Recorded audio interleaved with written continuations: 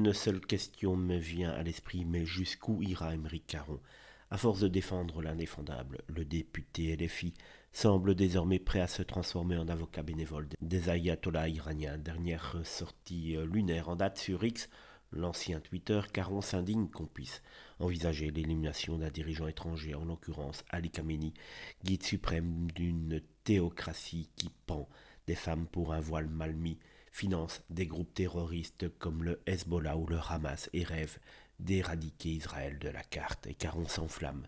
Les exécutions extrajudiciaires sont interdites, principe de base d'une démocratie.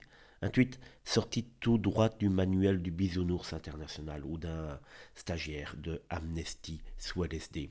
Sauf que dans le monde réel, on parle ici d'un tyran religieux qui a organisé la répression de milliers d'Iraniens, fait fusiller des opposants et exporte la terreur au Liban, en Syrie, au Yémen, jusque sur le sol européen. Mais pour Caron, c'est non. Il ne faut surtout pas toucher à Khamenei. On imagine qu'il aurait aussi conseillé de ne pas s'en prendre à Hitler en 1938, parce que bon, c'est contraire au droit international. Même Mélenchon, en 2011, assumait qu'on puisse briser le tyran pour protéger la révolution, mais Caron, lui, préfère défendre le tyran. C'est plus chic, c'est plus woke, c'est plus ethnique, paraît-il. Sur les réseaux, les internautes ne s'y sont pas trompés. Les réactions sont cinglantes. On lui rappelle les pendaisons publiques en Iran, les homosexuels décapités, les missiles envoyés sur Israël, les femmes humiliées. Et la conclusion est toujours la même. Aymeric Caron a complètement perdu pied. Il creuse encore et toujours sous le fond déjà atteint par la LFI.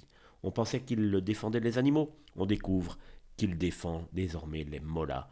La vraie question est-ce que c'est de l'aveuglement idéologique, de la provocation ou une pure haine de l'Occident qui le pousse à tout excuser tant que ce n'est pas l'impérialisme américain ou l'entité sioniste. En tout cas, le clown triste de la NUPES prouve encore une fois qu'il n'est pas de gauche, il est juste contre la démocratie, contre la liberté, contre l'humanité et sans doute également de plus en plus contre nous, les Français.